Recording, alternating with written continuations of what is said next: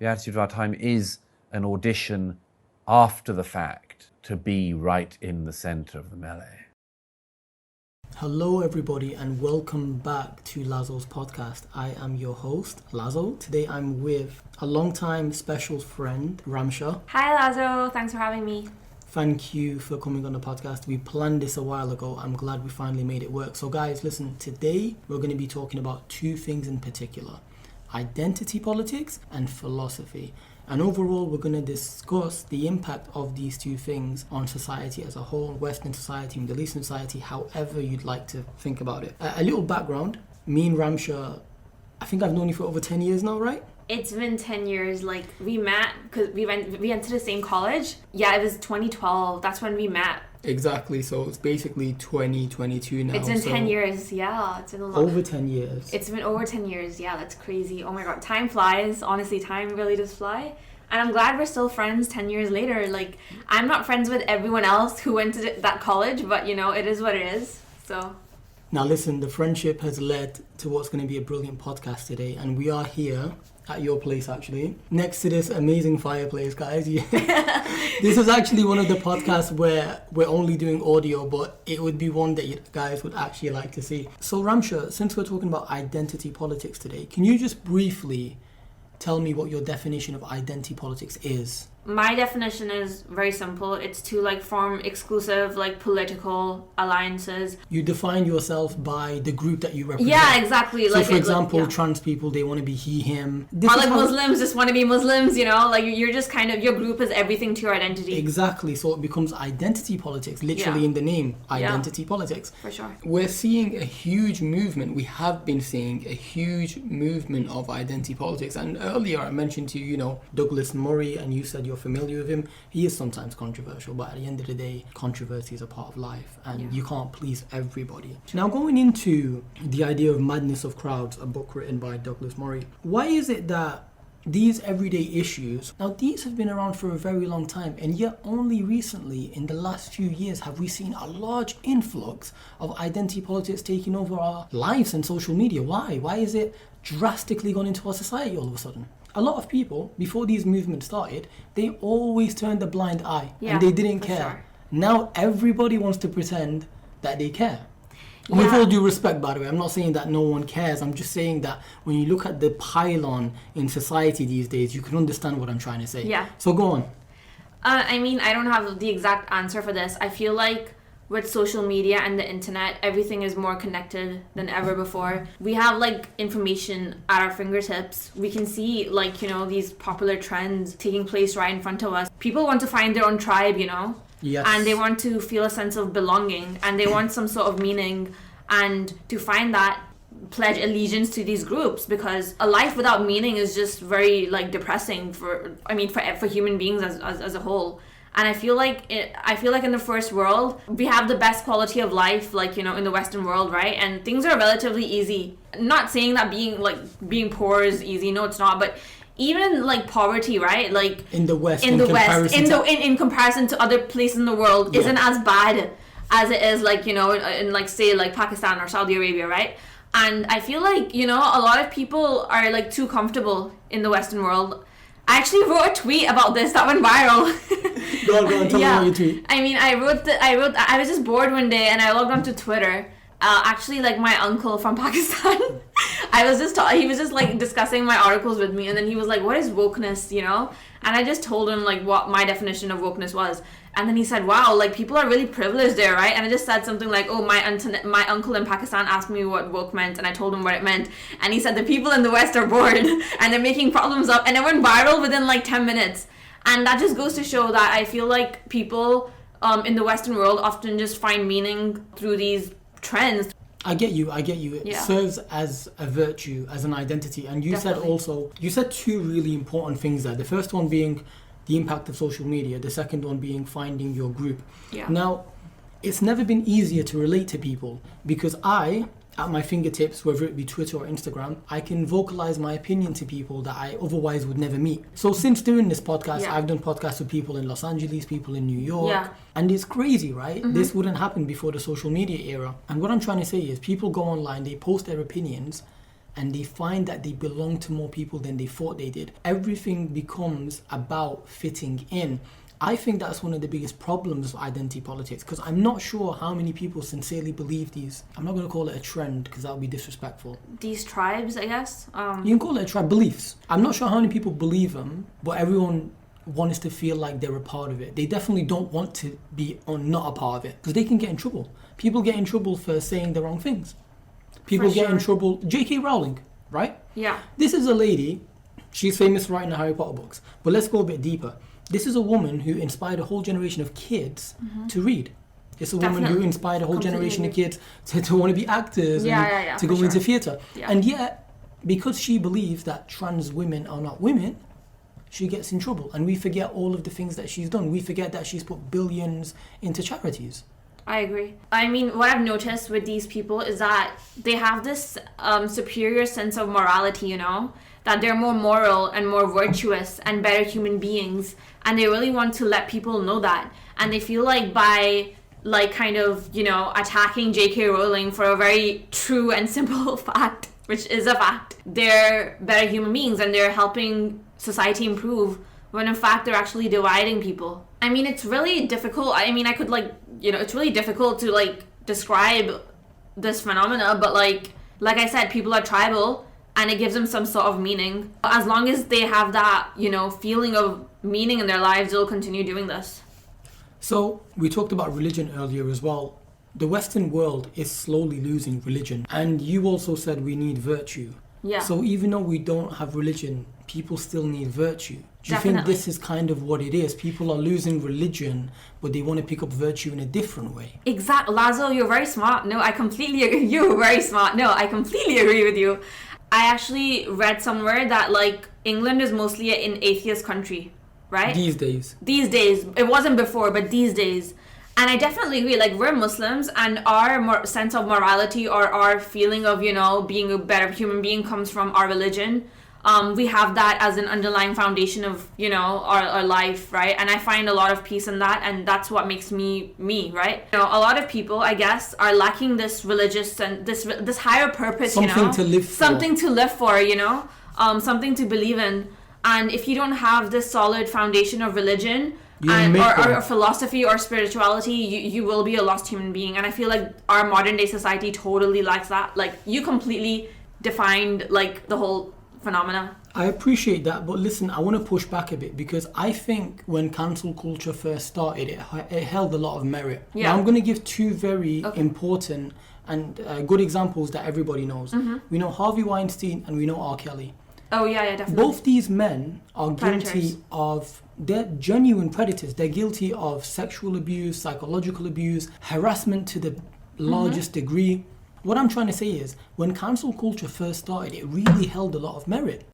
People started to think twice before having the idea of, oh, I could harass this intern at my workplace.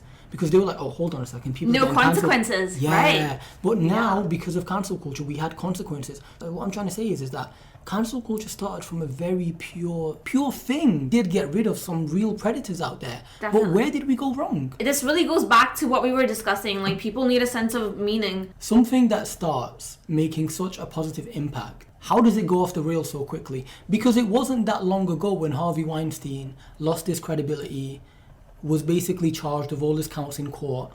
It's not that long when R. Kelly was being shamed for basically being a pedophile, for having these dungeons and houses where he kept these women. Jesus. What I'm trying to say, Ramsha, is it started from a really pure place. But I think, to answer my own question then, right, is that this moving train hasn't stopped, and now it's going after anybody and everybody. I feel like I don't have the clear-cut answer for this, but I feel like there's an orthodoxy, right, in our established culture, and it's very woke and liberal. But it only became that. It only became that when cancel culture first started. When that fire was lit, when people started to realize, shit, I better think about what I say to my colleagues. I better think about how I decide to touch this woman. I better think about what I tweet. Definitely. This is when everyone started to get scared and people were like, okay, I've got to now pretend that I am morally virtuous in everything I do. Everything I do. I have to pretend that I actually believe a certain set of Even if you beliefs that I don't. don't even believe those things. I am, like, me personally, I am not a liberal. I make that very clear in my articles, on my Twitter. I mean, I'm liberal in some beliefs, but I'm not a liberal person. At the end of the day, I'm a Muslim, I'm a conservative. That's really my foundation for life. I make that very clear. But like a lot of Muslims these days are pretending to like believe in these liberal ideologies. This really goes back to the psychology of human nature and human behavior. If people want to come across as morally virtuous and better in the eyes of other people, in the eyes of their tribe, they will give me backlash. Yeah, they will conform and they will give me backlash and they will openly, like, you know, attack me in order to seem like a better person than I am.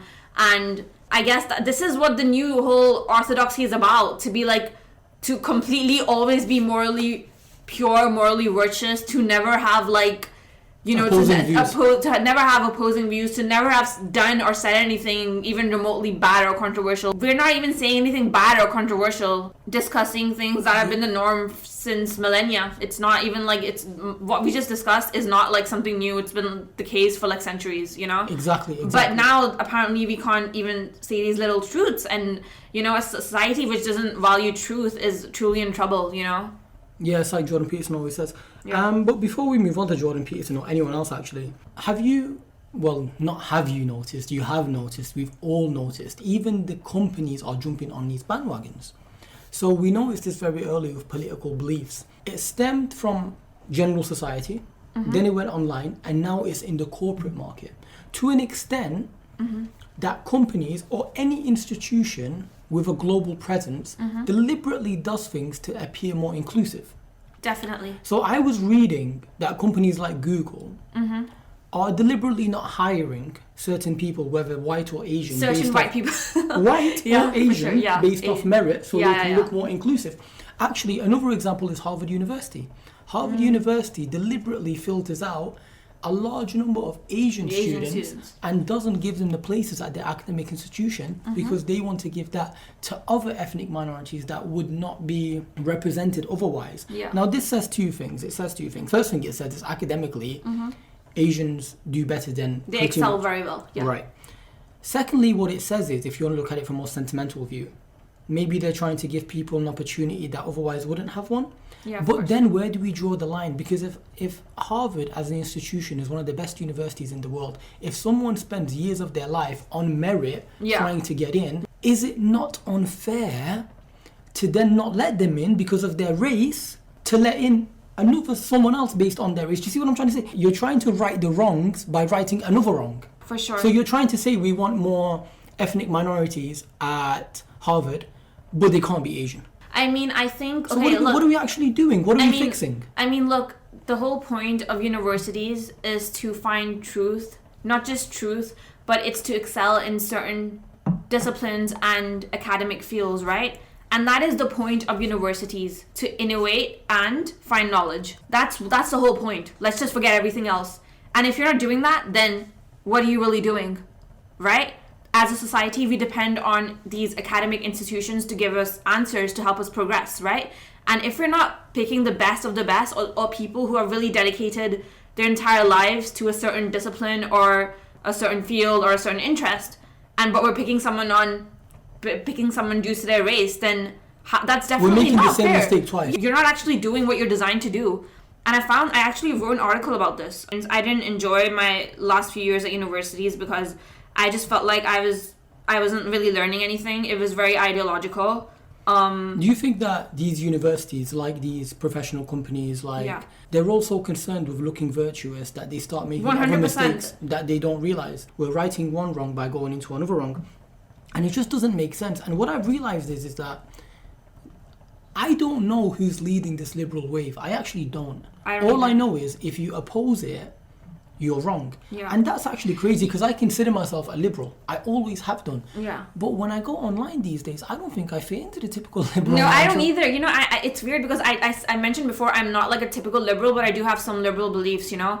I'm a Muslim, but I'm not like a strict Muslim, but I'm liberal in some cases, okay? But even we don't seem liberal enough these days. No, we don't even, like, what happened? I seem extremely right-wing and conservative, even though I'm not. Like, I am definitely not. Definitely not. But, like, the orthodoxy is, like, it's gone too far to the left. That's the thing. It's gone too far to the left, and I like to just call them far left. Yeah, they are far left. Everything is far left. No one can tell me I'm not liberal. Let me tell you that right now. On this podcast or in person, no one can tell me I'm not liberal. If you're more liberal than me, or if you think you are, you're just far left. I mean, honestly, I'm liberal in the sense that, look, there are some Muslims that will not even go to certain places if there's alcohol. I will go because obviously I'm not affected by it. Not saying I drink or anything, but I don't have a problem with other people doing all that. You know what I mean? Like, in that sense, yeah, I'm typically, like, you know, liberal. But no, like, everything is too far to the left, way too progressive. Apparently progressive, but it's not progressive. You know? Let me give you a few examples of where I think this progression has gone too far. Sorry, I just like to add, thing about universities. I feel like what these institutions don't realize that they're doing is that they're literally patronizing ethnic minorities. There are so many smart black people, there are so many smart brown people, there are smart people in every race, every background, every group. You cannot patronize people because I think that's racist in itself. Don't you think? You're deliberately making a judgment of a sweeping assumption on their intellectual capabilities or their character. Yeah, like oh my god, you need help. Oh, you need help. No, like I feel like it's a bit patronizing. For sure, there's this obsession with this victimhood mindset. You know, if you're brown or if you're black, you're just like a victim. Period. Like you're just gonna fail in life, and you need help, and you need to be helped. Like no, like we need help. It's an overcompensation. It's an overcompensation. It's very disrespectful.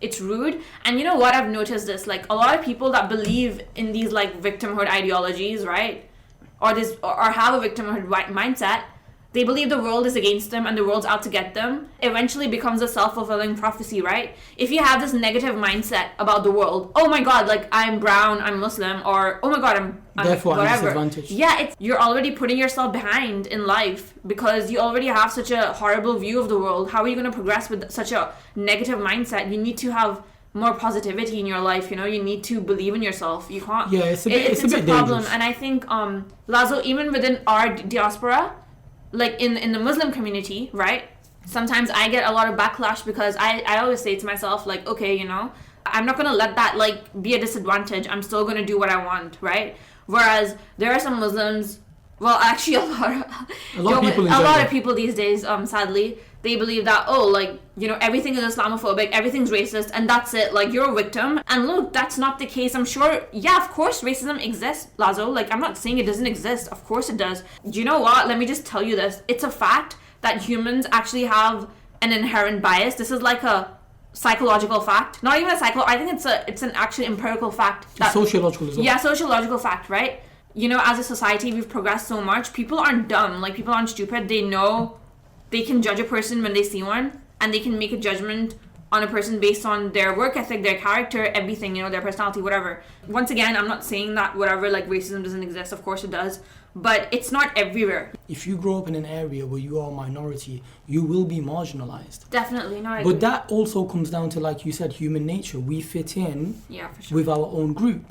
Yeah. So you being a Muslim Pakistani, you might blend in with the Muslim Pakistani community more. I actually don't, but yeah. You might. I don't, yeah. That's the point. You might. Yeah. And even though that's not your reality, for a lot of people it is. Again, though, it does not have to define you. And by the way, I'm going to give you a few examples where I think the definitions have gone a bit too far lately.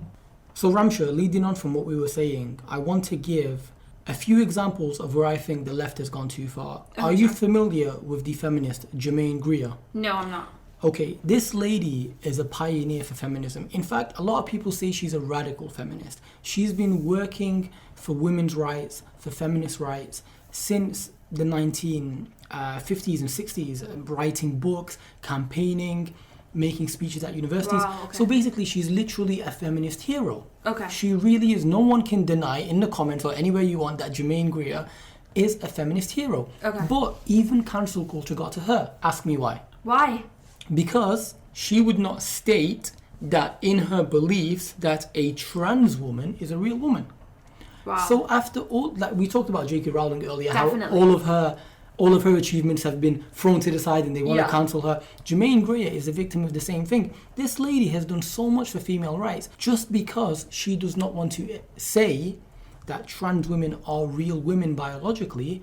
They're trying to cancel her. And it's like if someone cancelled me for my opinions on women, I'd feel like it makes a bit of sense. I've never been a feminist. I'm not an activist. Yeah. I'm not a woman myself. But how do you cancel someone who's pioneered rights for people all over the world? How do you do this? Her books are being translated in countries like Saudi Arabia that have even worse laws on women's rights, in countries like Iran. And yet we have the audacity to say that she's wrong, that she can't have her opinion. Of course, I feel like once again this goes back to this orthodoxy of having like a morally superior view to others. These people see a world based on grievance culture, and if you don't completely agree with them on every single issue, then you're cancelled. But I also believe a lot of this new era cancel culture is being, maybe I'm wrong, like I don't want to generalize an entire generation, but you know, a generation a decade younger than us, right? But we fit into that as well. Yeah, we do, but I just feel like I feel like they're more woke than us, and I don't think this is an age thing. I think if you go online and you have a controversial belief, the people who attack you are not younger than us. Actually, a lot of them are older than us. Yeah. So I have to respectfully disagree on that one. Okay, cool. Let me give you another example though. Peter Thiel. I always forget how to pronounce his last name. Peter Thiel, yeah, he's the businessman that wrote PayPal. Zero to One as well, his book that I'm about to read soon. Yeah. Now let me give you an idea about this man. Firstly, he's gay himself. Yeah. Secondly though, he came out and he joined the Republican Party. And all of a sudden, because I don't know why, well, I do know why to an extent, but right-wing politics is often considered anti-gay. So when Peter came out and said he wanted to be a Republican member, very famous gay magazines literally said the only thing gay about Peter is that he sleeps with men. Oh my god. And it goes back, and no, but then here's the thing. Where do you get the audacity to tell someone what makes them gay or not? Exactly. Why can't someone gay be conservative? Why can't they be a part of the Republican Party? Once again, this goes back to identity politics, doesn't it? Like they're basically expelling him from being gay. Yeah, of course. It's ridiculous, you know? It's very tribal.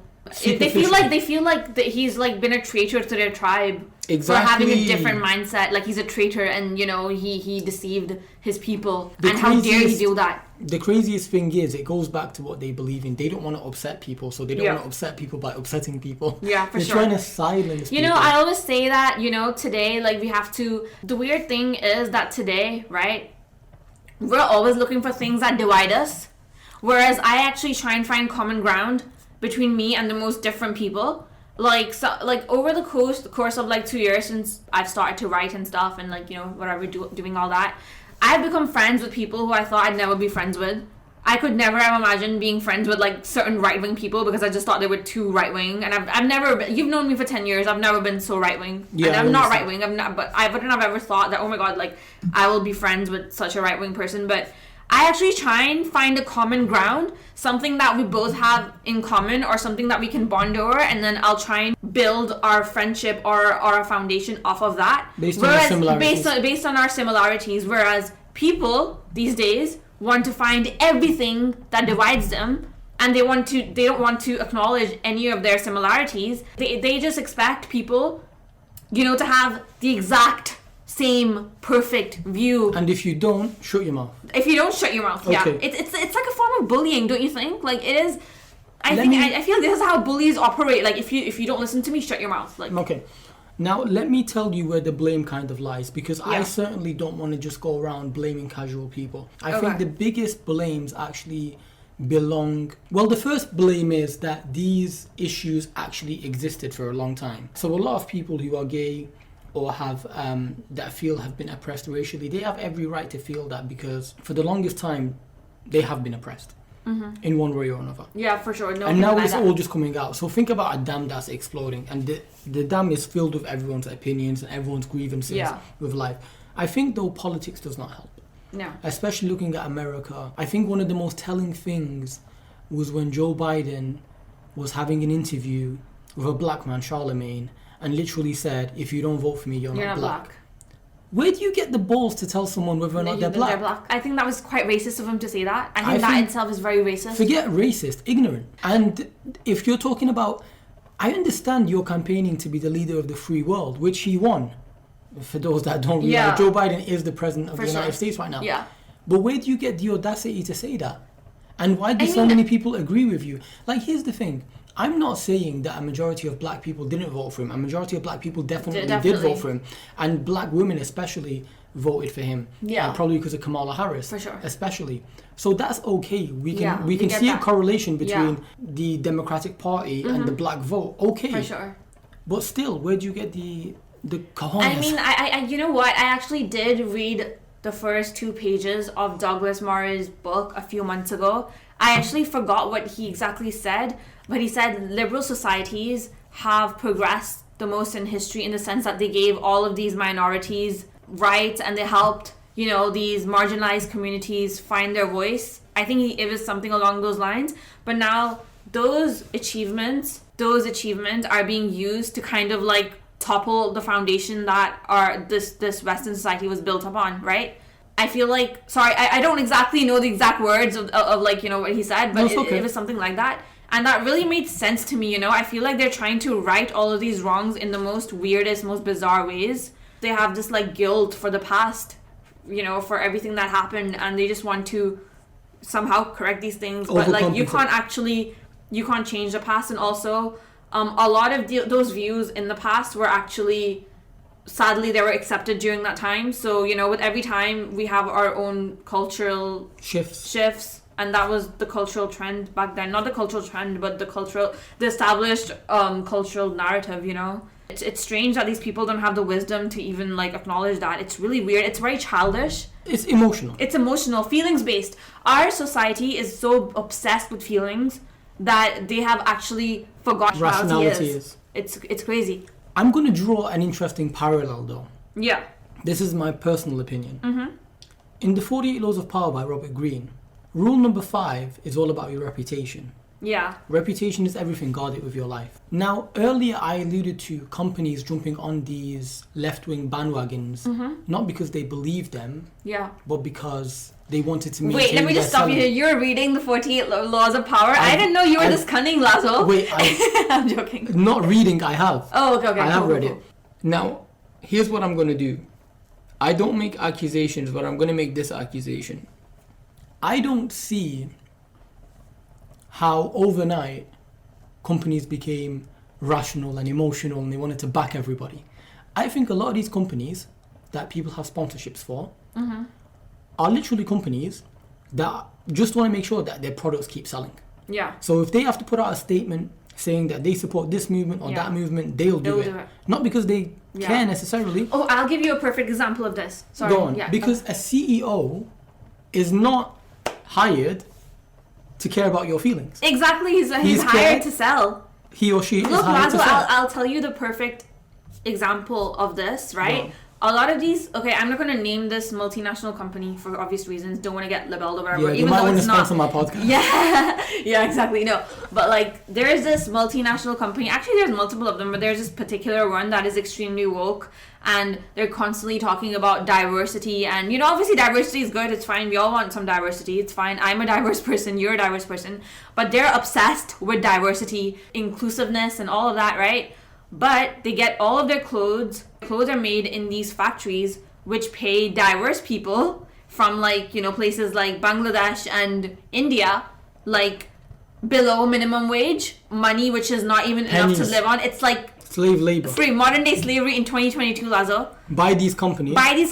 And these are the same people preaching to us to be more moral and, you know, to be tolerant, even though we don't need to be lectured about how good of a person we don't need to be lectured on these, like, you know, issues and lessons. But they themselves have this persona of, oh my god, like, yeah, we're like so inclusive, we're so woke, and like, you know, blah blah blah. But they're paying their workers below minimum wage. It's insane. How does this work? They're spending millions on their PR campaigns. to make you feel like they're liberal and fair and balanced. And they make you feel like worse people, you know? They make you feel like a bad person, like, oh my god, I'm not a nice person. While at the same time getting their products for a cheap amount of money. Yeah. And by the way, let's be very clear, when these companies get their products for a cheap amount of money, it's not because they don't make enough money already off their products. Yeah, and they have the audacity to come to me and you and try to tell us to be woke. Now, respectfully, I am woke. Now, let me make that very clear for everyone listening. I am woke. How are you woke? I am liberal. I'm a liberal Muslim living in Manchester, England. Yeah. I'm completely surrounded by all sorts of religions and races. Yeah. I live in Moss Side, Manchester, which is predominantly black. Okay, so I've always been surrounded by other people like myself who weren't born British, or let's say, are ethnically not British, because a lot of people on my side were born in England. But what I'm trying to say is, I remember going to St. Margaret's Primary School in year 4 and year 5, going and being taught about black history, being taught about Martin Luther King, Malcolm X, Marcus Garvey, slavery, how people... Lazo, look, I have to, sorry, I completely support those things. Like, I actually, like, completely, like, I was taught the same things as well, right? Okay. And that doesn't make us woke, that means... Wait. But how does that make us woke? But there's levels. There's levels to this. Okay. I think the way you look at wokeness is probably the way that modern day establishments look at wokeness. Yeah, for sure. I look at wokeness in the idea that... But that's the original wokeness before this whole new type of new wokeness started. That's exactly what I'm trying to tell you. I don't think wokeness is the definition of what we see on Twitter. Twitter doesn't get to tell me what I think or what I don't think. It's a bunch of people on their fake accounts with their weird ass usernames. Exactly, for sure. Woke, if we're going to use it by my definition, the original definition, is to be accepting and understanding and cultured. In that sense, then I'm also woke, you know? So let's take wokeness back to where it belongs. Yeah, but you know, like the word woke, it's actually a very, very old word from like stemming back to like decades, when it just meant that you were like aware of the injustices taking place in society, and I was fine with that, you know? I remember being like 15 and hearing that word, oh, you know, she's woke. And that was the original definition of like, you know, bad things happening and being aware of those bad things. But that's not what wokeness is anymore. But woke used to be... This is just something else. Woke used to be... Okay, let's define this. Before social media really took over, woke was realizing that the Iraq war was unjustified. Definitely. And you're Iraqi. I'm Iraqi. I'm Kurdish. Yeah. So actually, if we're being honest about it, as a Kurd, I was very happy that Saddam Hussein fell. Yeah. Actually, a lot of Iraqis in general, because as you probably remember correctly, as soon as Saddam fell, they took down his statues in many places. Yeah. And it was actually it was the Iraqi people who did that, by the way, not American soldiers, not Kurdish people. It was the Iraqi people who did that. But knowing that there were lies about the war, that was one of the ways you were woke. And you were woke because you understood and you read information that wasn't accessible to you. Mm-hmm. These days, everyone thinks they're woke because they go online and information is accessible to them. For sure. Everyone has access to information. For sure. But no one wants to research information. For sure. Therefore, in my opinion, very few people are as woke as they believe. Mm-hmm. And by the way, before we went off on a tangent, when I said rule number 5, 48 laws of power, reputation is everything, guard it with your life, I directly meant it to these companies. These companies are realizing if we don't look like we're on the bandwagon of these issues, we're not going to sell our products. We're going to get cancelled. Because a lot of people have been cancelled. They tried to cancel Jordan Peterson. Even before he got famous. And indirectly, that's how he ended up getting famous. Just because he said, I don't want laws where I'm forced to call something that I don't believe in. By these pronouns and these trans rights. Can I just add to that? As you know, we're both Muslims, right? And we have conservative views of how we see the world, right? I believe, okay, you know, like the whole thing with pronouns, I believe it's kind of Islamophobic to force me to like submit to that. Yeah, but those people don't care about that. Yeah, but these people also pretend to like be the voice of Muslims. Yeah, they don't know A to Z about Islam or what we believe in. Like, I think they're trying to be the voice of everybody. Exactly. Like, I believe it's like the most Islamophobic thing. I have a young cousin in LA. She's like 17, and she was born and raised in America, and her family are quite religious. But like, you know, she's also obviously she's a Muslim kid, and in her class they kind of like stood her up and they were like, oh, like say your pronouns. And she was like, why? Like, I don't need to do that.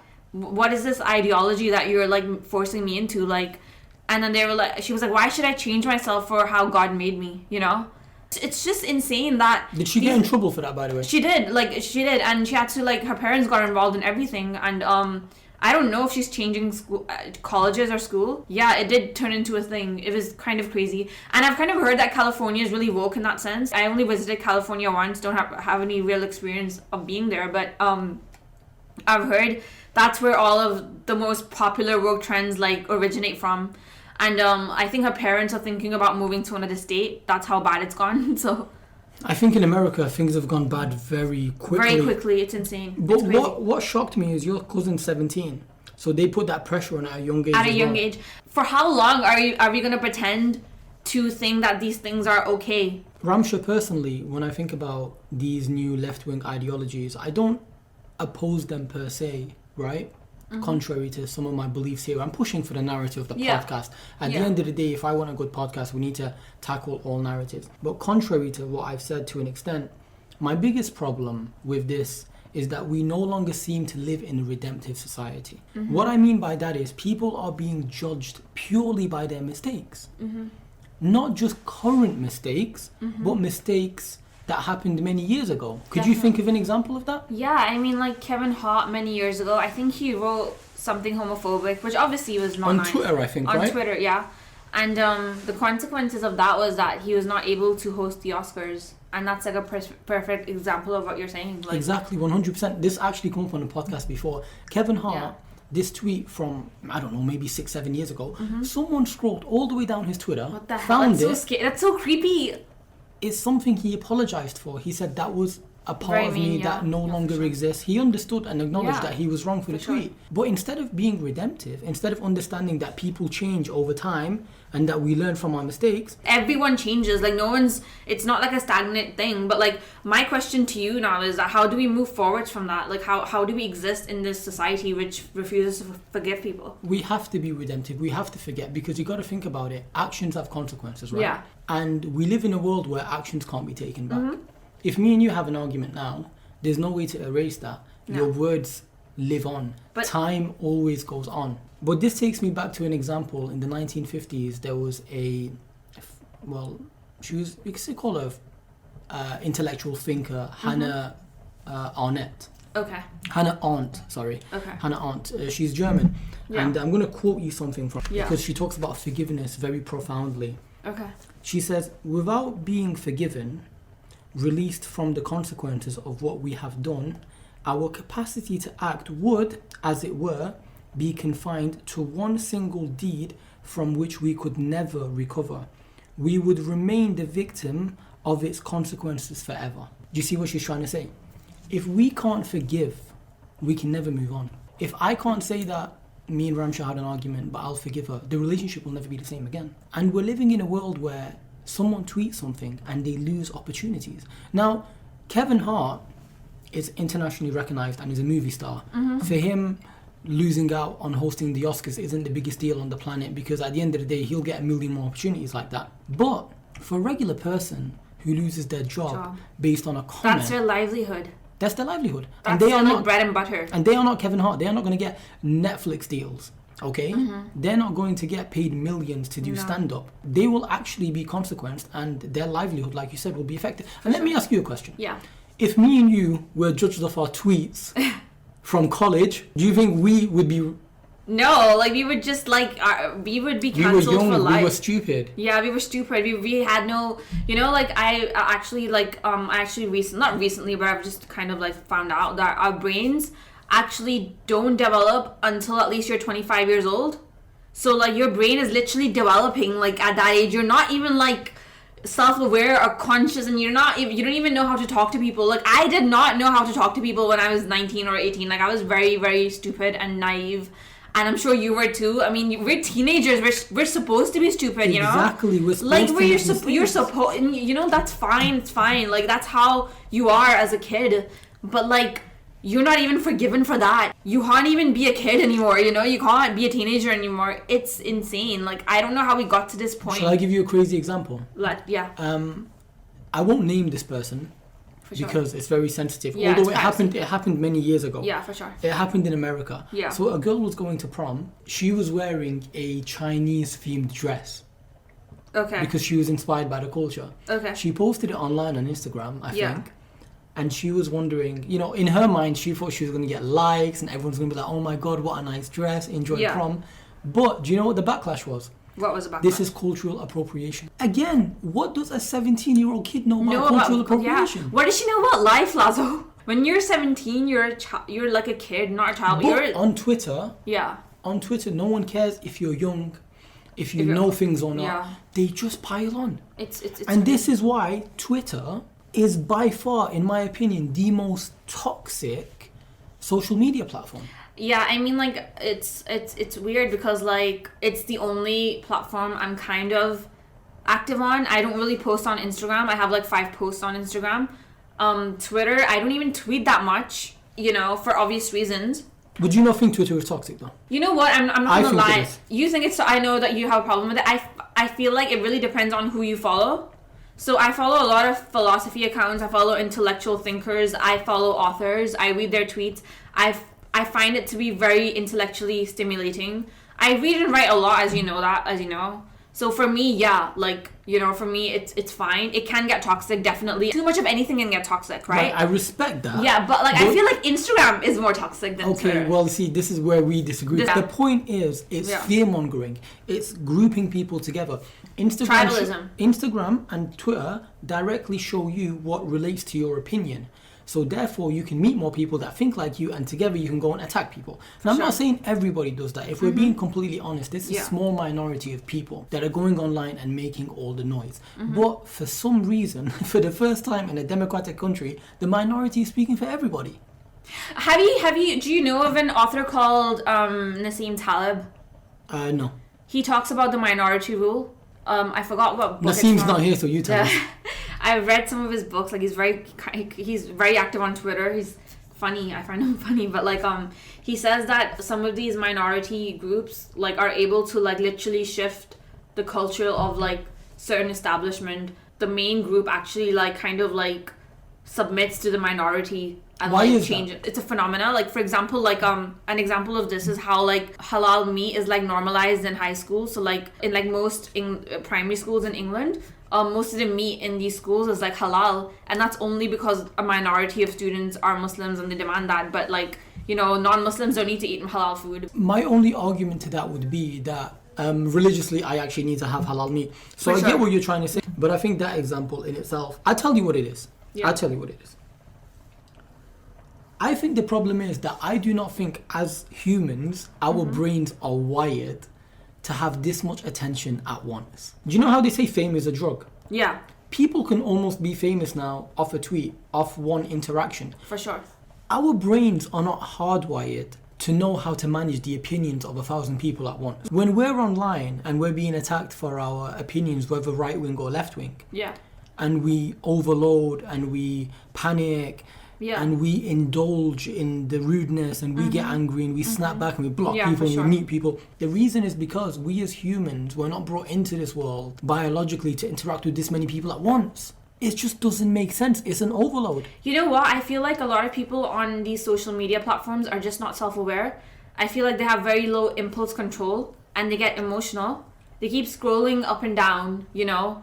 Information overload. Yeah, information overload, right? And they're like, you know, the algorithm's giving them more of what they want. Exactly. They become addicted to the dopamine hits in light of everything. They just become very overwhelmed. They become emotional and they lash out. And I feel like that's due to a lack of self-awareness. And I feel like once you become aware, once you start thinking about what you're doing, like, okay, I'm scrolling Twitter. I've been, like, for example, like, sometimes I'll be on Twitter and I'll be scrolling for like 10 minutes and I'm like, suddenly I'll be like, why the hell am I scrolling? Like, I'm not even reading anything, I'm just scrolling. I feel like a lot of people tend to do that without actually realizing they're doing that. And then they'll see something which makes them angry and then they'll lash out. And it's just a lack of self-awareness. But again, it goes back to my point. You can't blame them. They're not biologically wired For sure. to be calm But about do you these not think we should have some kind of a self-awareness? But how? If I randomly told you do some trigonometry, you wouldn't know how to. So do you think in a way we need to be taught how to manage online life? This good stuff. No, I think we do. Honestly, I totally agree. I think we do. It's a weird opinion, but it's true. 10 years ago, like having like this technology in our fingertips was not normal. This is not normal. Like we've been thrown into this environment that biologically and historically speaking, we've not been exposed to. I find today's in online culture to be a bit too much, and I'm literally someone who's grown up with the internet, and I'm finding it weird and difficult. But Ramsha, me and you were at a similar age. We grew up with and without the internet. Yeah. At our younger age, Yeah. let's say when we were like maybe 10, 12, the internet and all of this was new. Yeah. Even phones, back then the Nokia phones were the most advanced phones out there. The bricks, as they call them. And now, as we've matured, we've seen it become what it is today. But we literally have this iPad generation of kids who have grown up with nothing except social media. Yeah, they don't even play out anymore. It's very strange. I actually remember playing out as a kid. That's the thing. I remember going cycling. I remember going to the park a lot. I wasn't like, permanently attached to my iPad because, it wasn't like that back in the day. Yeah, and though we did have the internet and we did have computers. But it was also slow. Everything is accessible. I'm going to give you an analogy of what I think the problem is. When I was in primary school, I remember in year 4, I had this particular teacher who, let's call him Mr. H. Okay. I don't want to name him just because maybe Privacy. he doesn't want to be named, But his last name did begin with H. Whenever me or any of the students in primary school in year 4 would have these arguments, Mr. H would always be like, it's okay, that's their opinion. The opinions can't be wrong. Ramsha, I was raised in school and at home with the idea that opinions can't be wrong.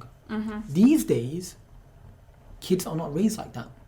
Kids are very profoundly told what they can and what they can't say, indirectly and directly sometimes, through social norms and through the internet. What I'm trying to say is, in a slow shift of about 10 to 15 years, we have gone from saying that opinions can't be wrong to, oh, your opinion is wrong and you're a bigot. For sure. Your opinion is wrong and you are transphobic. Oh, you're racist. Yeah. Oh, look, cultural appropriation. For sure.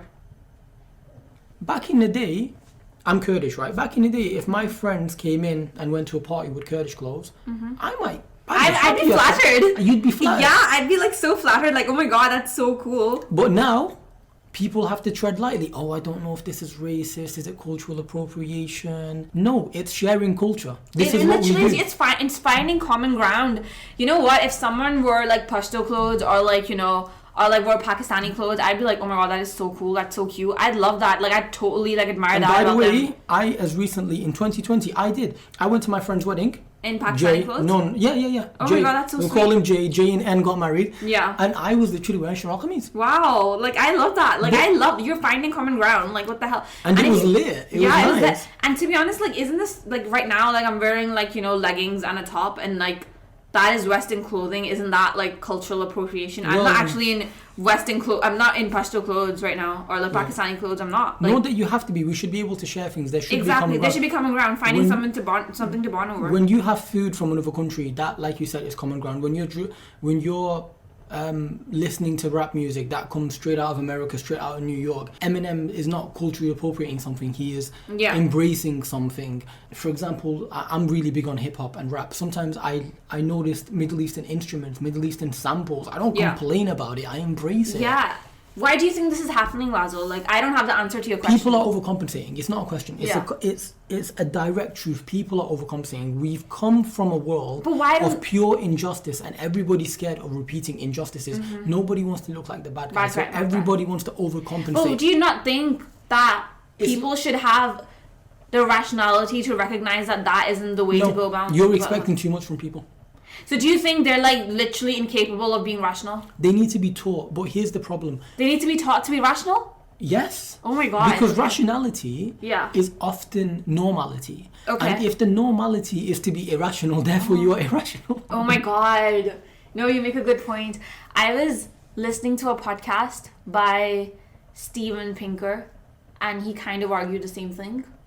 He was talking about rationality, what you just said. Exactly. It was similar to that. When rationality is not the normality, then irrationality is the normality. That is so weird. Isn't that crazy? Most people are not leaders. Most people are followers. I agree. Therefore, if the media or or politicians or whoever else is leading our society, social media, especially social media companies. I would say, like, not even just politicians. I feel like, celebrities, high status people, like influencers. I wouldn't say they're leading in a way. They're also following, but they're following. But they're setting trends. Yeah, they're progressing these trends.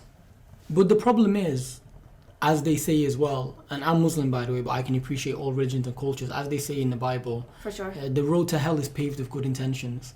Do you know what I mean? So yeah, we live very in a interesting. society where everyone wants to cancel you, and behind this cancel culture There's is this, like, this good rumor. intention of protecting Yeah, everybody. we've discussed that, yeah. But the truth is, we're not protecting anybody. We're only making things worse. Crazy how we just discussed, like, how rationality is lacking, but doesn't that scare you that we live in a society where the very concept of rationality is, like, not the norm?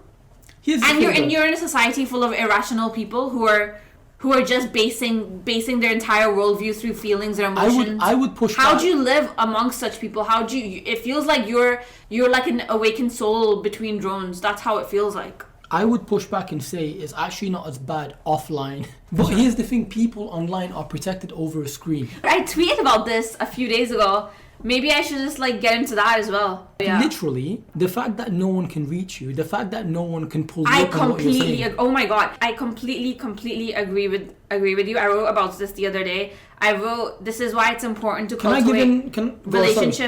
relationship and bonds in real life away from digital screens. When physical proximity is gone, we're much likely to say inappropriate things, to be much more braver and more, ruder. Whereas people are much more polite in real life because they have that, they're not hidden and behind a screen. They wouldn't dare say half the things they say behind a screen. And you know what? People lack self-awareness with how they conduct themselves online. Like, I've had literal stalkers, I'm not joking. Like, I have, like, a small following on social media. I've had literal stalkers, like, ask me very personal questions.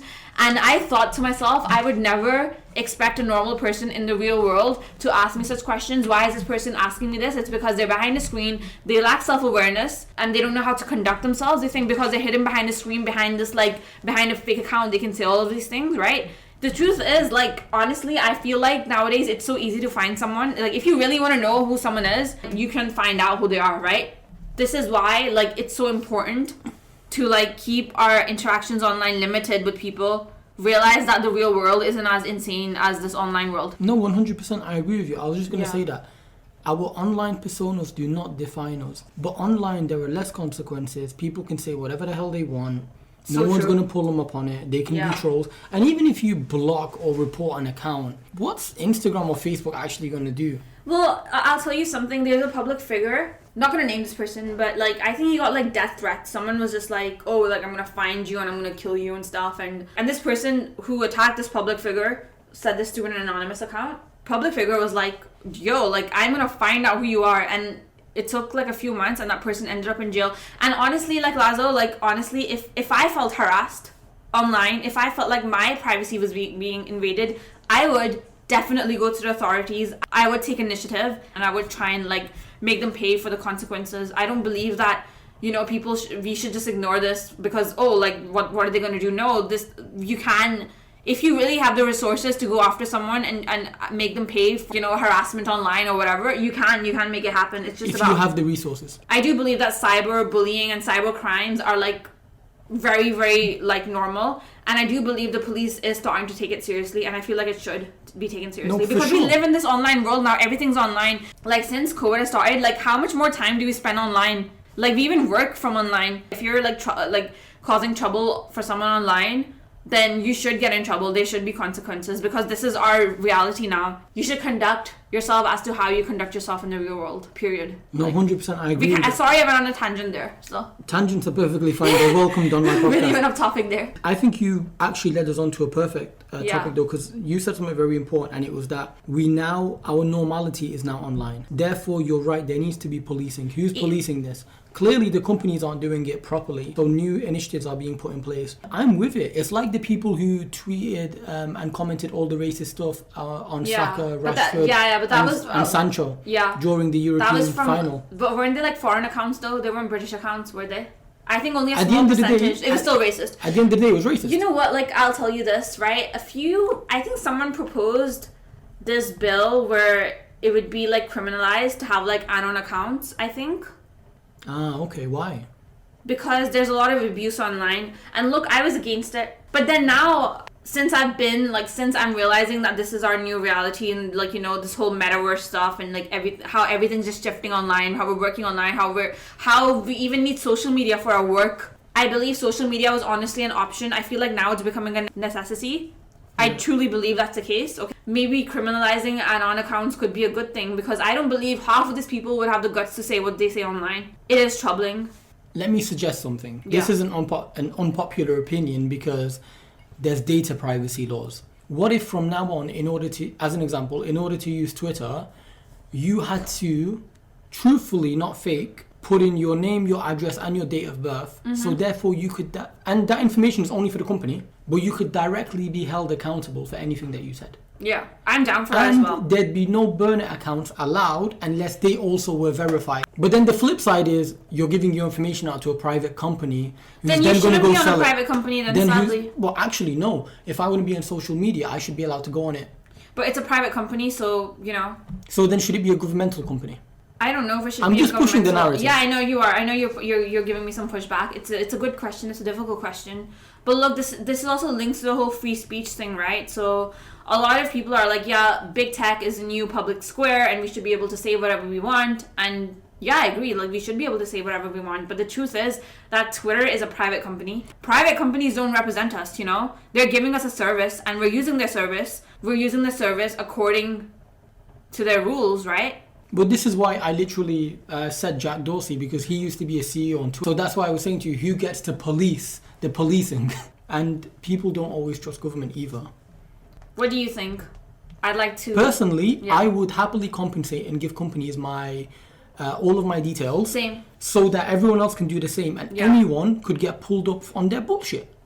I'm not saying... agree. By the way, know what? I'm not saying ruin their careers. I'm not saying sack them from their jobs. This is not cancel culture either. Say if you're cyber stalking someone, invading their privacy, harassing someone that doesn't want to be contacted, that is actually harassment. And because it's happening to me right now. Like, I have this crazy fake account constantly messaging me, and I've been this problem has been going on for the last like 2-3 years. I have reported it to the police. I don't want to be contacted by this person, right? And to be honest, if I wanted to take further action, I could like have this person like, you know, caught.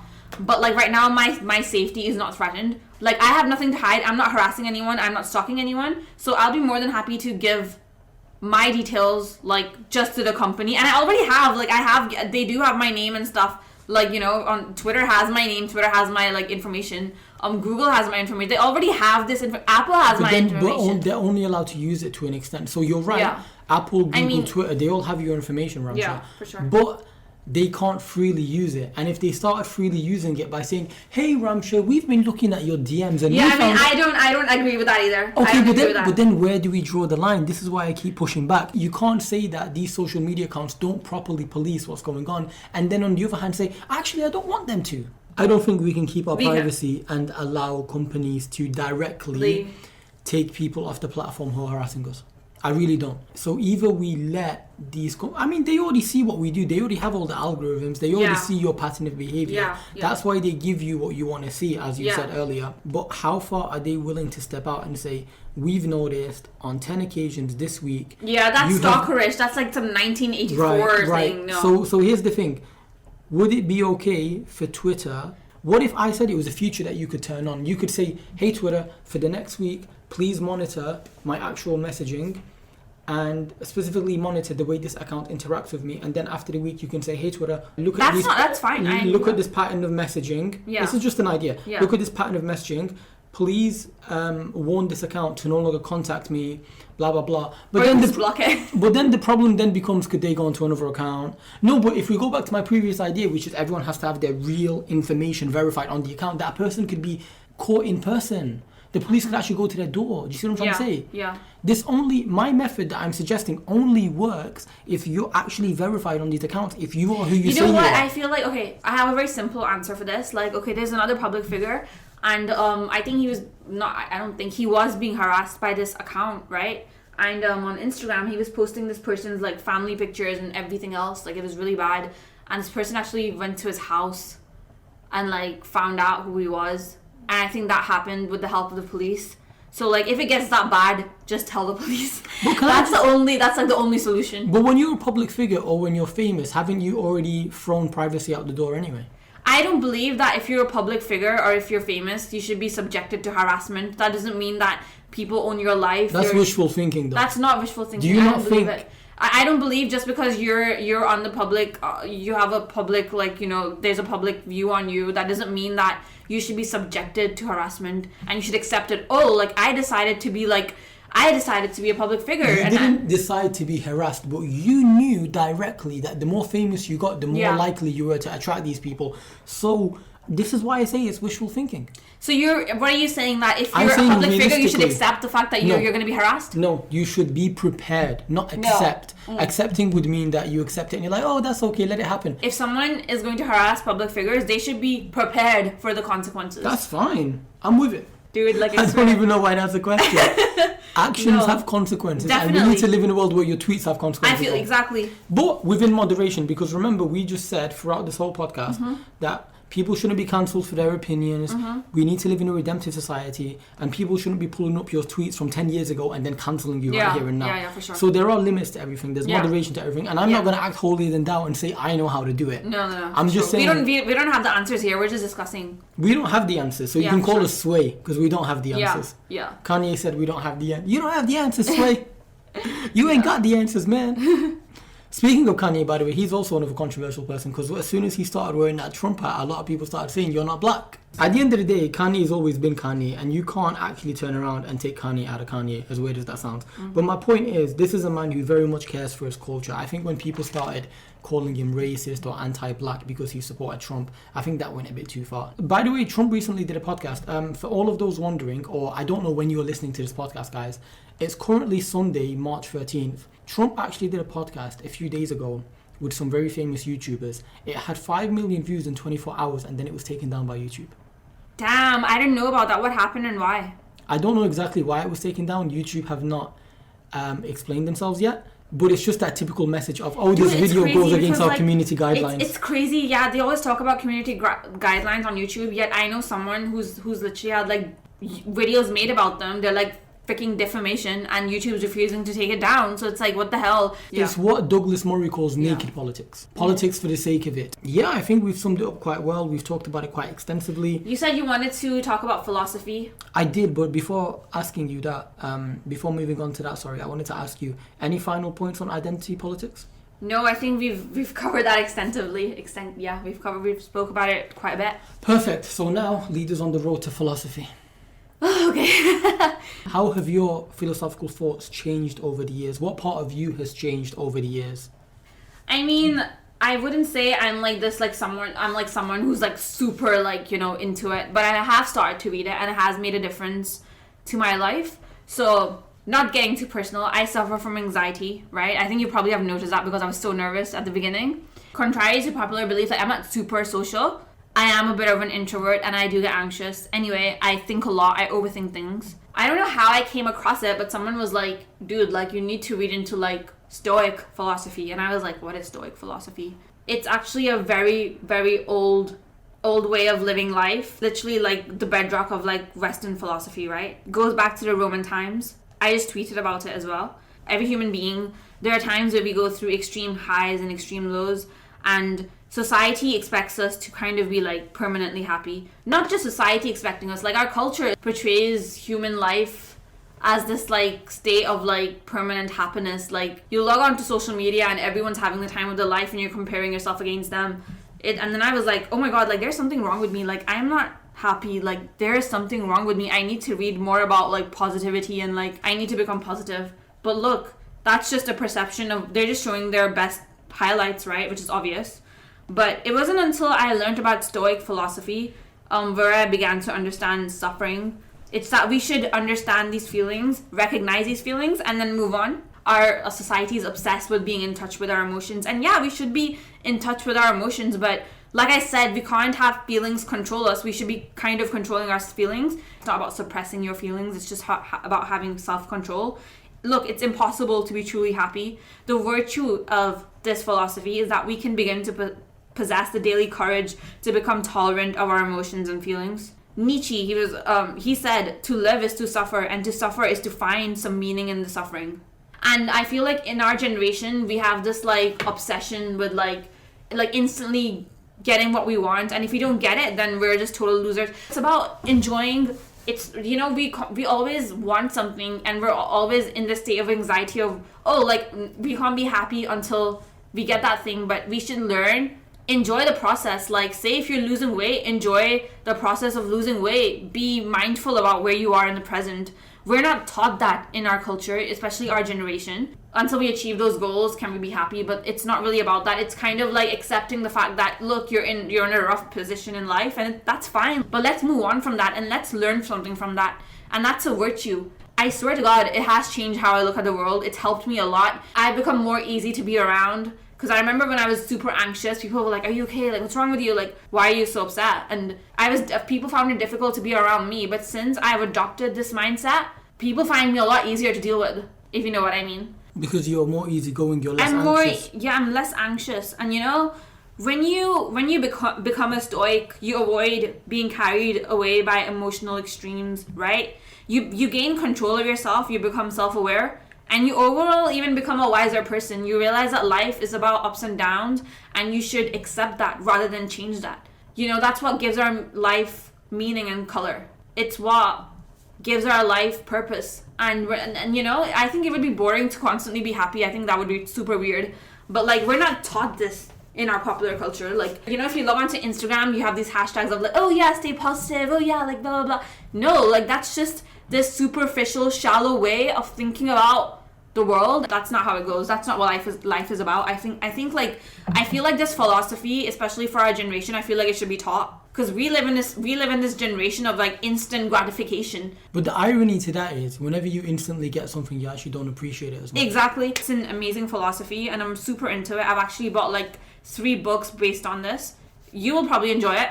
It, like, especially like if you're someone who's, well, I'm a girl, right, and women are very neurotic by nature. Like, in the sense that, like, you know, I get emotional quick, whereas guys are more calm. Like, guys are not as neurotic as we are. As a woman, I have to find ways to manage that.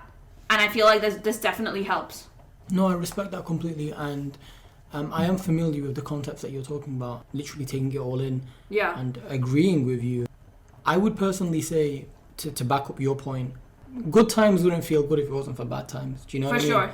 And if we actually look at the goals that we go out to achieve in life, for example, let's talk about a degree. Me and you both have a degree, right? About 90% of that degree, 95% of that degree was solid hard work, commuting, working, talking to your tutors and other classmates for what? For that 5% enjoyment at the end. I swear. And that's what makes it worth it. Definitely. That's the beauty of it. That's why I said people don't appreciate things to them that come easy. It's like money earned and money given. People always give the example of, if someone gave you £100, you spend it differently to if you earned £100. Let's say, for example, you work for £10 an hour. Yeah. You're like, so to get that 100, I had to work 10 hours. Yeah. I'm not saying that we're always as irrational with money if it's given to us. But definitely, there's more, you know, you're more grateful. It's about having power over your mind, not outside events. And once we realize this, we realize that we have strength. Not just improve as a person, I feel like you improve other people around you, because since I've adopted this mindset, I feel like people have seen a huge difference in how I behave, and they've started to like appreciate that. Like, my sister really appreciates that about me. She's like, wow, I didn't know this. And you don't just improve yourself, you're improving other people around you. And this whole philosophy used to be an institution, but, you know, it's still influential. No, I appreciate that completely. I appreciate that you shared it. I think in many ways, it might not exist as a philosophy as much today, but many of its virtues have been carried on. Definitely. So even if you look at general sociology, deferred gratification to immediate gratification. Yeah, for sure. Actually, it's influenced a lot of, like, you know, these different like disciplines and subjects, for sure, because it's like I said, it's been the bedrock of like Western thinking. It actually originated from Greece and Rome and stuff. So yeah. Many amazing things come from Greece. Yeah, I know. Truly. And that's how you know when something is timeless, because they really do stand the test of time. Do you ever feel like that your newfound philosophy clashes or complements your religious beliefs? I actually think it complements my religious beliefs. I mean, we're literally taught this in Islam, like to be patient, to have self-control, to have courage, to have virtue, you know, to have character. I do believe these are like ancient wisdoms, ways of approaching the same kind of idea in a way. Quran definitely like discusses similar ideas and stuff. So yeah, it does complement my religion. You would agree, right? I agree completely. Cool. I just wanted to see where you stood with that. I think a lot of the main Abrahamic beliefs, as they're called, they are very similar. Even some of the essence of Hinduism, Buddhism, they can be parallels drawn from it. Like you said, it's a foundation of Western society. So where did Western society fall off? If it was a foundation of Western society, where did it go wrong? I guess it diminished, I guess people stopped valuing the things that... Did life become too foundations. easy? It's weird. I feel like, for example, Pakistan, like I've seen people like literally living on the streets, like, you've probably seen this in Iraq or like any other like third world country. People are like begging on the streets. I mean, it happens here as well. Yeah, I mean, but like that there, it's like the norm. And then like even the average, there's like no middle class over there. It's just like rich or poor. And people actually have real life struggles, like in the sense that they have to like literally work every day to get like bread on the table, right? Minimal stuff. Exactly, the minimum stuff. They have that's their purpose, their purpose is to survive. I'm not saying that should be the case, but I feel like when everything is so easy in the in your life, and I'm not saying you should have difficulties. No, I'm not saying that, you should totally have a comfortable and a good life. Society just kind of like becomes very superficial, and you just lose meaning of what's important. What you're saying is that we lose perspective. Yeah, you lose perspective. Because our vision becomes a bit too clear, or maybe even a bit too blurred, depending on the example that you're trying to use. And what you're basically saying is, because people lose perspective, they forget to be grateful for what they have. Because as soon as they have something, they want more. Whereas if we compared our lives to the lives of our ancestors, we probably would count our blessings a bit more. I agree. Going back to your point, I think people can only struggle with the struggles in front of them. So with all due respect to what you said about the lack of middle class in Pakistan or Iraq, or how there are more homeless people there, I completely agree. Yeah, for but sure. we can only struggle to what the struggles we have. Yeah. No, like I said, like no one should be struggling to that extent. Of course, people have struggles here. Like everyone has struggles. Like you have struggles, I have struggles. Like everyone has their degree of struggle. But I feel like to an extent, when an entire society generally loses perspective, this is what happens. You forget about your virtues. You forget about what's important. Actually, that's how you lose these wisdoms. Can I push back? How can you lose a perspective you never had? If you've always grown up in comfort, how can you have perspective? I guess for something that you never kind had? of like proves what I was saying before. Like when life is too comfortable, you have nothing to value. You have no meaning, no purpose. But to reiterate, you can't have perspective for a perspective you never had. So therefore, what we're saying is, you should tell people to be grateful in comparison to what other people don't have. I don't disagree with that. However, it shouldn't stop people from demanding the most all the time. Yes or no? Yeah, for sure. I think if I was to take it a step further, going back to the virtue conversations we were having earlier, it goes back to virtue as well, doesn't it? Like, we need something all the time. We're losing our sense of identity. We've lost our religious identity. We need something to compensate for that. People want something to fight for. People want something to believe in. That could I mean, like how you've noticed these Americans flying out to Ukraine to like fight for the war. That's a purpose. That for them, that's a purpose. And then someone I don't know who it was on Twitter, but someone said this is what happens when you have like no purpose. You go out to fight for someone else's war. Well, actually, then what about ISIS? A lot of Muslims went back to fight for ISIS. Exactly, that was their purpose. They were looking for some meaning. And I'll tell you, like a life without meaning can be very, very traumatizing. Like you need to have meaning. I guess if that gives them peace, then it is what it is. Like I mean, there's levels to this shit. No one should be fighting for ISIS. No. No, never. But like I guess that's what I'm saying. People will go to like a crazy extent to like get rid of that trauma of having no purpose. They'll even fight for ISIS. It's crazy. Them people definitely need their help. Yeah, they need help. They need a psychiatrist, not purpose. They need to be checked into a facility. I think with philosophy, though, going back to your point, it's very necessary. Even if you don't completely believe in it, it's necessary to be educated. Like exactly, completely agree. Like sometimes I'll read like a really difficult book. Like there was a book I was reading on probability, and someone was just like, "You are so weird for reading that," because I'm a girl. Like I should be caring about fashion or something. No, but then I was just and then I was just like, "You're gonna get us cancelled for that." Yeah, I'm a girl. I should be like caring. I should be caring about like influencer. But I was just like, dude, like. I actually find... Did someone say that to you, by the way? I swear to God, people were like, you're weird for reading that book. And I was like, why? Like, I'm finding some kind of... I actually wanted to always read about this, because I was very bad at it during high school, and I just wanted to challenge myself. I couldn't imagine dressing up when people are like, getting COVID and stuff. It's very narcissistic to do such a thing. So I was like, dude, like, I'm going to read this book on probability, and let's see how it goes. And for me, that was like, achieving something. There are degrees to how you kind of find your own purpose during a specific period of your life. Yeah. And you only find it through struggle. I think the best, you can only have understanding through living. I was speaking to my friend today, Ahmed. It's a very generic name, so no one's even going to know who it is. But no, honestly, today I was at uni and I was speaking to Ahmed and we were talking about these things. And I remember saying to him, I was like, because we were talking about books and good books to read, and he was like, you can read certain books and it will save you 10 years. So he was just trying to exemplify that if you go down the right path and be better learned, you learn things better. And I just turned around and said, the truth though, Ahmed, is that you can only truly learn by living. You can only learn to value sometimes after you've lost something. And as much as philosophy and society should embrace philosophy more and try to teach it, maybe even within schools, and put it more into the curriculum, there's no knowledge, there's no real knowledge of our understanding. You know what? I would even go as far as to saying that I feel like modern day education kind of dumbs you down. Yeah. Do you agree or do you disagree? I completely agree. Shall I tell you why? Why? Because schools are institutions, either private or public, and their funding is directly related to how good their grades are. And I'll give you both examples. Cool. If you're in a public school, your funding is sometimes determined by how well the kids are doing. So if you're in a school and 70% of the kids get, the right amount of A to C's at GCSE and they progress to college, you're more likely to be awarded and given financial benefits for the work that the school is doing. If you are in a private school, you're more likely to have parents coming to you and saying, we want to put our kids in this academic institution if you can prove you get the grades. So the problem therein lies actually not in the teachers, but in the curriculum. School is an engine. A regular engine, what does it need? Petrol, diesel, coal, whatever, right? Yeah. What does the engine of school need? Money.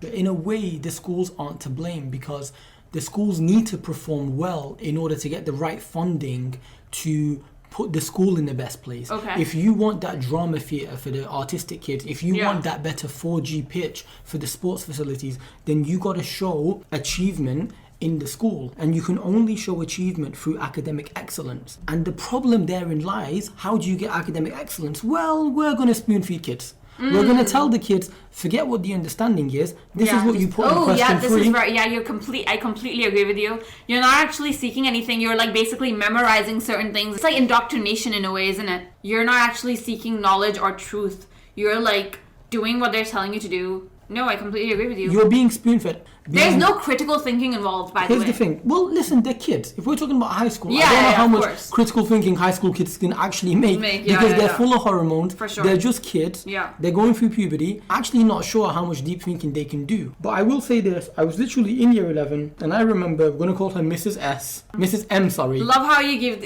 your teachers like these like little names. Like I can't just bait them out. Yeah, of course. But Mrs. M was literally teaching us science and a student specifically asked about a question to which she just replied, listen, if you use this specific term, you will get the mark. Because the mark scheme was based on certain words that had certain scientific meanings. But do you know what I'm trying to say? I don't know who's to blame, Ramsha. I don't know. Is it that teachers don't get paid enough? Is it that I think the entire system is broken. Like, do you not agree? Like, we can like talk about this forever, but I just think like the entire system... Wait, broken to what? In comparison to what?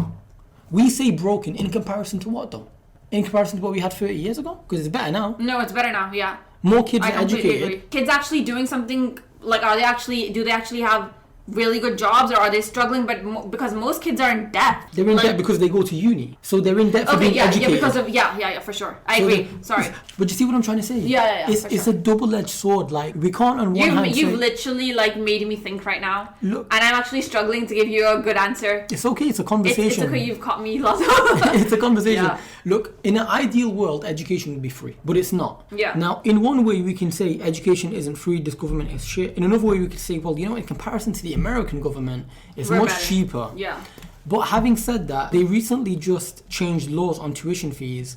Even though the debt isn't crippling, do you know why millennials hate capitalism? One of my opinions on it. Why? Because they can't get on the financial ladder. They can't get into the housing market. I don't blame them. Like, exactly. You can't blame how them. can you not hate something that doesn't benefit you. So 30 years ago, when our parents loved capitalism, it's because banks were giving out loans. Exactly. I had a teacher Yeah. from college. Yeah. We're going to call this one Mrs. A. Mrs. A. Mrs. A got paid to go to university. Oh my god. And she wasn't even that old. So if I roughly remember... I wish I was paid to go to university, dude. Yeah, we have to... But what happened was, back in the day, people weren't going to uni because there were so many job opportunities, because you could be so many good things and have a good life without going to uni. So they paid people to go to uni. Yeah. Now there's such a shortage of certain jobs that we now have arguably too many people at uni. Damn. And now you have to pay to go to uni. Yeah. So in all honesty, to give it some perspective, the system could be better. Everything can always be better. Of course, the system it could be a lot better. Like right now, it's totally like, I think it's totally messed up. But to remove the bias, the reason why people in this day and age, in our generation, Ramsha, the reason why they don't like capitalism is capitalism hasn't benefited them like it benefited their parents. Most young people can't even afford a mortgage on their home. You know, like it's just like people are like trapped in the system of paying rent. They can't even how's it fair? No, houses are expensive though. They're ridiculously expensive. So it's like... It's like, no, like... I completely... And actually, right now, there's mass inflation in the UK. Mm-hmm. And I've noticed that, for example, with petrol prices. Energy bills have gone up by 50%, haven't they? Yeah, they have. Of course, people are going to keep People are going to be mad, capitalism. Yeah, of course. I think it gets to a point where I don't know for how longer we can keep accepting the same level of mediocrity from our leaders. People are saying enough is enough, you know? It's just, like... Especially during the pandemic, like we've just seen everyone so divided and polarized. Yeah, and big man Boris was throwing parties. I know, it's just insane. Like our government is like so broken.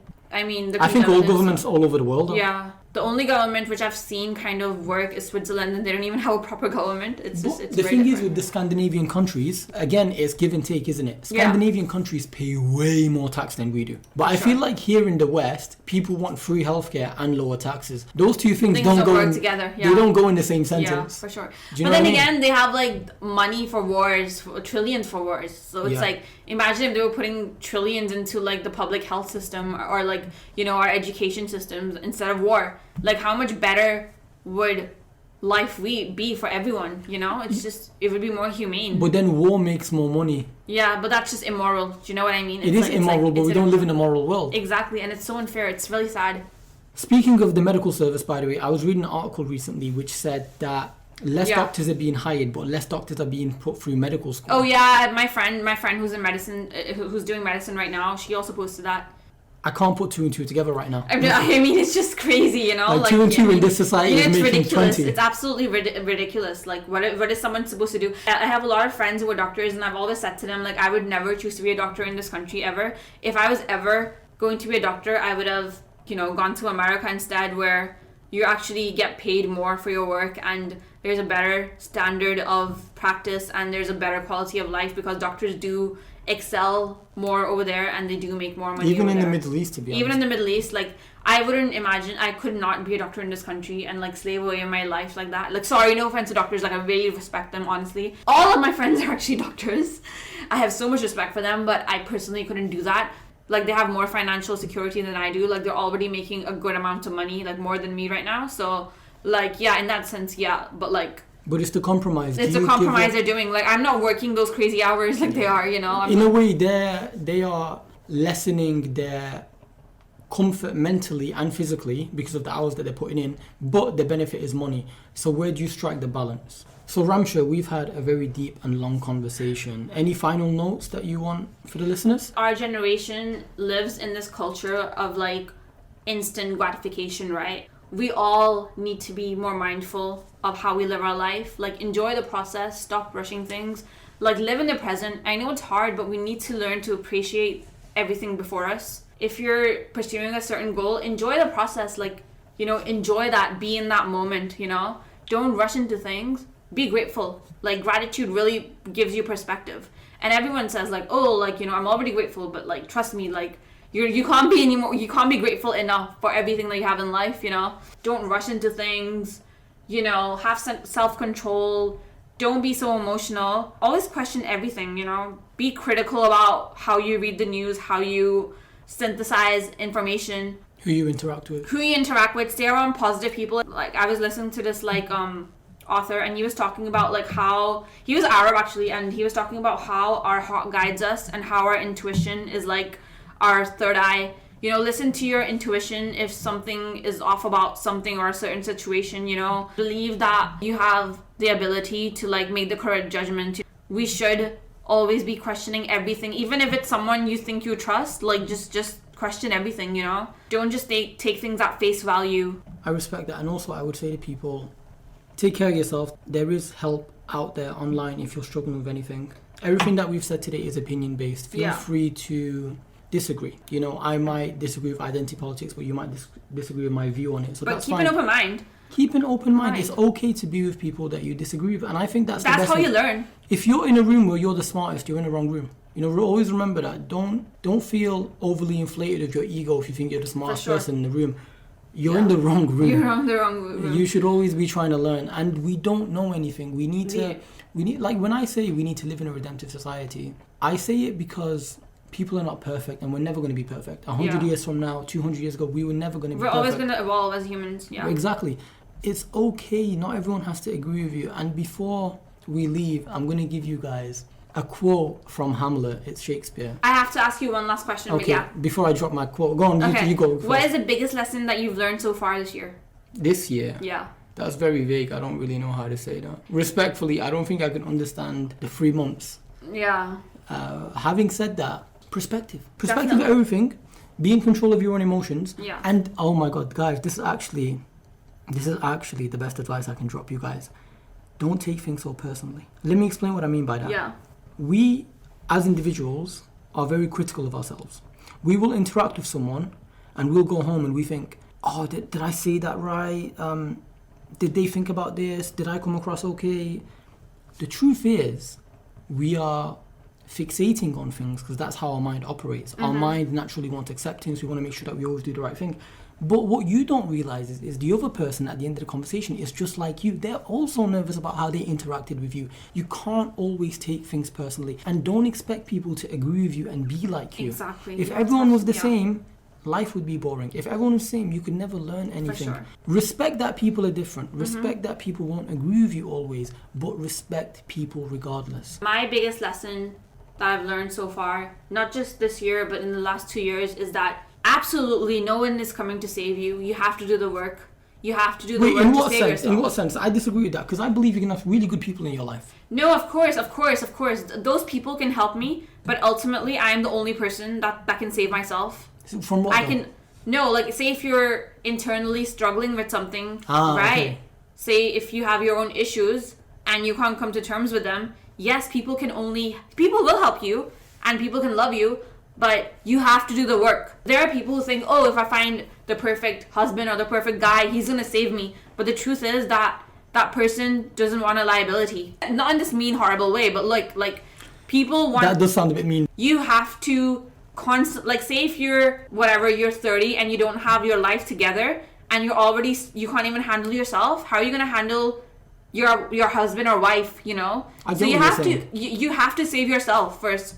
And no one is coming to save you. You have to save yourself first. And the energy you put out is the energy, you get. So that's just something that I'd like to, end the whole podcast. I agree with what you said. I just want to say that respectfully, you can only try your best. So don't always pursue perfection, but definitely, try your best. But definitely pursue the path of perfection. Yeah. So that's what I mean by you can only save yourself. No one is coming to save you. But like I said, I will... It's just what Jordan Peterson says, your life is your responsibility. You have to do the work. Clean your room.